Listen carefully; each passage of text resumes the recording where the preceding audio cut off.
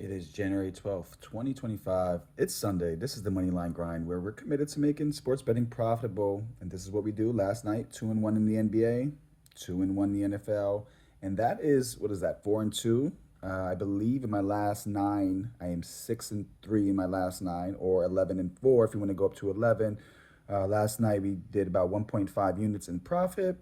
I did put a video for the NBA picks. The NFL picks were just on Twitter. So if you're following Moneyline Grind on Twitter, you got those and you made some more money. Football wise, we took the Steelers to cover 9.5. They didn't get that done. But we did hop on George Pickens back for the next two plays, and he did what he had to do. He had his over in reception yards at 58.5. I think he was in the 70s. And then his receptions were at 3.5. I think he had 5 receptions. So we went 2-1 and we make profits. On the season, we're profitable on the season, just under 8 units. Of course, I took a little hiatus in November and December. We'd probably have double that, but it's all profit. It's all good. Back to the NBA, we had three picks, like I said, 2-1. We had Memphis plus 1.5. They covered in a sweaty matchup. Thank you for the free money. We had Scotty Barnes over 7.5 rebounds. He cleared this pretty easily. He had about 7 rebounds going into the fourth, and he finished with double digits. And then my only loser, the one that ruined the sweep, there's always one jerk, Terry Rozier over I'm not sure. I think it was 11.5, but I saw in my notes I broke 12.5 points. Regardless, he only had 10, and it was a heartbreaker because Terry Rozier could definitely put the ball in the basket. So I'm not sure why he's not shooting the ball, but whatever. We made profit. Let's dig into the today because it's Sunday, and I got 5 picks for you.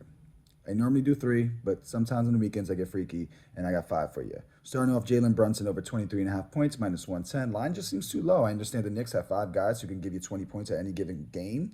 But when you watch these games, Brunson's the guy who runs the show. He calls his own number. He ISOs. He gets you into the paint. He reverse pivots, and he hits you with a fadeaway all game long. He averages 25 points per game, 26 in his last 10. And the Bucks did add some perimeter defense with the likes of Torian Prince and stuff like that. But Brunson's style is pretty much unstoppable. It's his bread and butter. The Knicks are fine with it, and he's gonna get his shots up. So this is a good value play, volume play, and I really like it.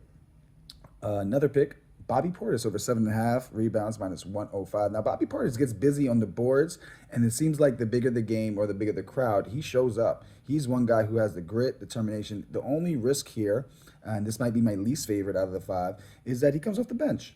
And today's going to be a competitive game, but he has the ability to stretch the defense, which you will need against the Knicks. Another cause of concern, I'm not sure who he can guard on the Knicks. He's pretty athletic, but he's not the most laterally quick guy. I don't think he could guard like a Mikal Bridges per se. But then you have OG out there, and OG is really just playing defense and just doing all the hard work stuff. So maybe he matches up there. But I do like Bobby Portis over 7.5 at minus 105. Then we're going to CJ McCollum. I think it might be the first time he took him this season, over 18.5 points, minus 110. Another one where I just feel the line is too low. CJ has been their scorer this season. Everyone's been hurt, and CJ's just been able to put up 20 plus on the regular. And I think he's found his groove. Over his last 10 games, he's averaging 26.5. Mind you, plenty of injuries, Murphy, Ingram, Zion, you name it. So DeJounte, the opportunities are there, but he's still under 20, little under 23 points per season. This line is probably low because you have Trey Murphy coming back today. Zion has been back, so he's most likely going to play today. And DeJounte Murray's back. So they think he's not going to have the opportunities, but CJ is in the groove and he's feeling it. And confidence is a big thing because you're going to want him to put shots up. And he's hitting threes. And I just really like that line. It's a little bit too low. Fourth pick, Paolo Banchero, welcome back. Over 6.5 rebounds, minus 105. Second game back from injury, depleted Magic team. I think Banchero sees 35 minutes or more.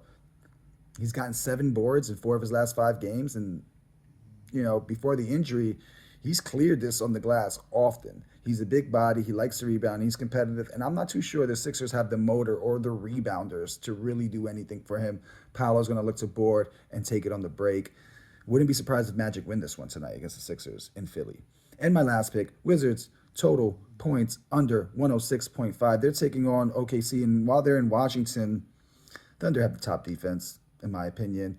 And their defense is better when they're home, but it doesn't matter. This is like true team defense. These guys lock up. And the Wizards have some decent scorers. They have, Poole, Kuzma could put it in. But those guys are really one-on-one.